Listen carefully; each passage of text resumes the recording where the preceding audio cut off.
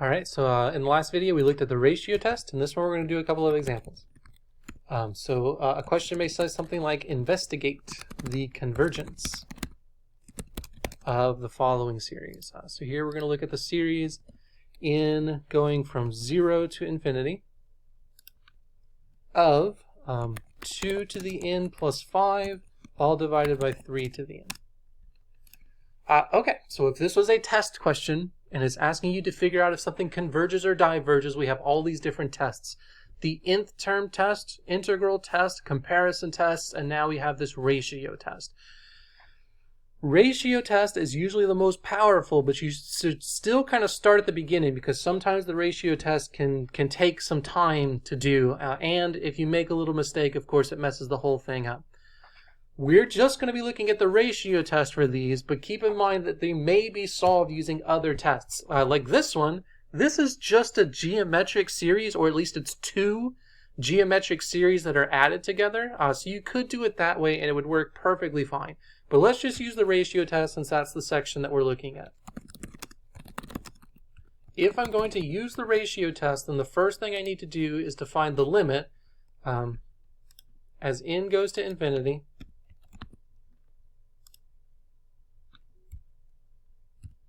of the absolute value, so I'll just write it out generically for now, of the n plus 1 term divided by the nth term. Okay, so let's put, oops, wrong thing there. It's just going to have to stay there now, I can't delete it. Okay, so let's actually look at what this limit is going to be. I'm going to ignore the n going to infinity, just know that that's always going to be there over and over again. Just going to make it a little bit easier for me to write it all out. So this is going to be the absolute value of the n plus 1 term. So that's going to be 2 to the n plus 1 plus 5 in the numerator. That divided by 3 to just the n plus 1. Okay, so that's going to be the top part of the absolute value. That's divided by just the nth term, which is just going to be 2 to the n plus 5 divided by 3 to the n. All right, I know this looks awful, and they're always going to look awful for this ratio test. So it's just plugging in n plus 1 for the n's of the sequence, divided by just whatever the sequence values are as is with n's. This we're going to clean up, and I'm going to write it out the long way first, but eventually we're going to shorthand this. So this is going to be the top fraction divided by the bottom fraction, which I'm going to write as that top fraction multiplied by the reciprocal of the bottom fraction. So just leaving the top fraction alone, but then multiply that by the bottom fraction's reciprocal. Okay, so it looks like this now. Next, what we can do is we can kind of simplify this down a little bit. Notice that we have a 3 to the n in this numerator and a 3 to the n plus 1 in that denominator. Again, I'm going to write this out the long way for this one, but not the long way for anything after this, just because it's too much to write out and it's obnoxious. But this is what we're going to do. That denominator I'm going to write like this. So that 3 to the n plus 1 can be rewritten as 3 times 3 to the n. The reason I'm doing that is now I have a 3 to the n in the numerator and the denominator after I multiply these fractions together, and these 3 to the n's are just going to cancel out. So now what I have is that 2 to the n plus 1, that plus 5, in the numerator. In the denominator, I'll go ahead and multiply these things together. I have a 3, and I have a 2 to the n plus 5. Like that. Okay, so then the next question is going to be, well, what happens to this? And to figure that out, we're probably going to have to divide everything by 2 to the n plus 1. So if I divide the top by 2 to the n plus 1 and the bottom by 2 to the n plus 1, it should kind of simplify itself down a little bit. So let's do that. Another thing I'm going to do is I'm just going to pull that 1/3 completely out of the limit, because remember, you can pull constants all the way out. So pulling the 1/3 out and then dividing everything by 2 to the n plus 1. And you know what? Let's just divide by 2 to the n. I think we can get away with that, and that way I don't have to write n plus 1s over and over.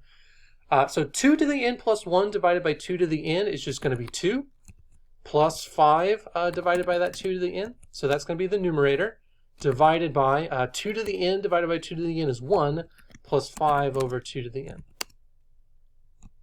Still all in an absolute value. Remember, we're taking the limit as n goes to infinity. This fraction goes to 0. This fraction goes to 0, which means that my entire limit is just going to go to 2. But don't forget about that 1/3 out in front. So this goes to 2/3.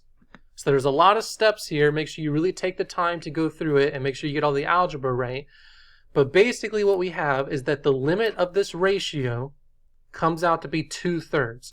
Remember that this number that it has in the end, this is my rho, or that funny looking p.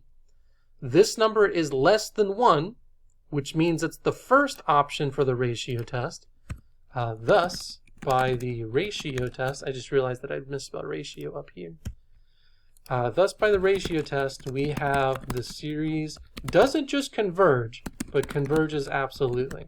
Now, that doesn't really mean much for this example because these are all positive numbers anyway, but if they did have negative values in it, then this would be a little bit more of a stronger statement. But we'll write it anyway. Converges absolutely. Okay, let's do one more example of the ratio test.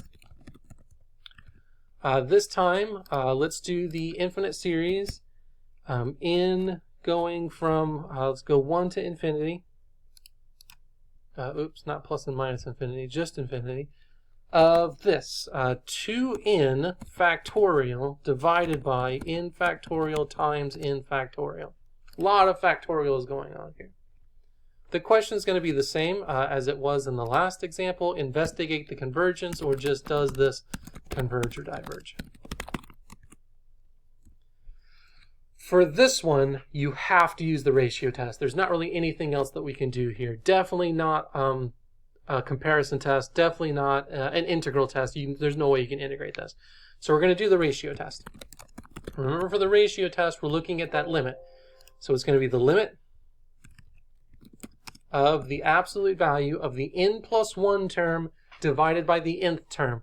So I'm not going to write this one out as long as I wrote the other one out. I'm going to go ahead and skip to the part where it's the n plus 1 fraction multiplied by the reciprocal of the nth fraction. And be careful when you're plugging n plus 1 in. So it's going to be 2 times n plus 1 all factorial in that numerator divided by n plus 1 factorial times another n plus 1 factorial. All right, so this is just plugging in n plus 1 into my sequence. That's going to be divided by, or in my case, multiplied by the reciprocal of just plugging n in. So that's going to be n factorial divided by 2n factorial. Close the absolute value. Okay, so this here is this, the limit of the ratio of the n plus 1 term divided by the nth term. But I have it as the n plus 1 term multiplied by the reciprocal of the nth term. Now we need to simplify this down.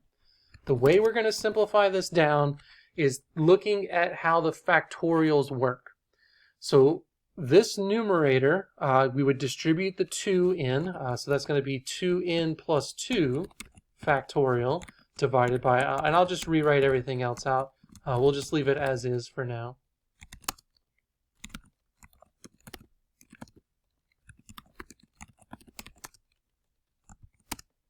Okay.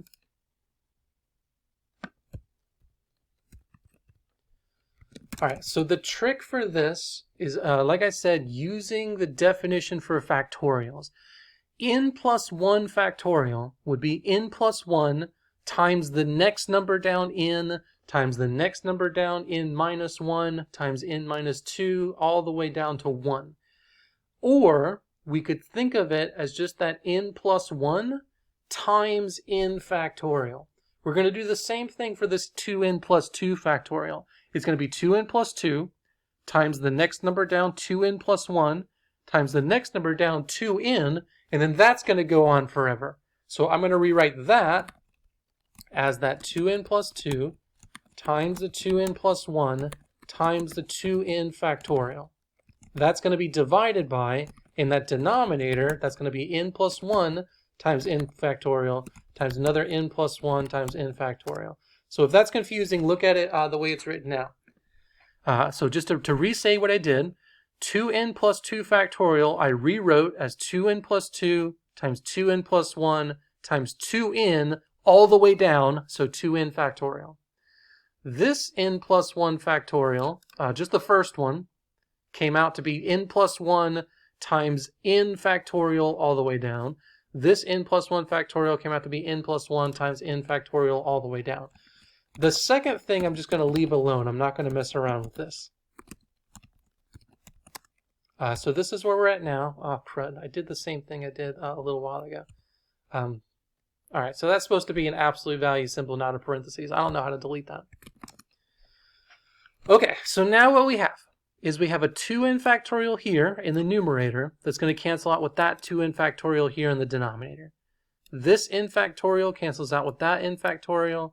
This n factorial cancels out with that n factorial. So all of the factorials have disappeared. I have in the numerator 2n plus 2 times 2n plus 1, and that's it. In the denominator, I have n plus 1 times n plus 1.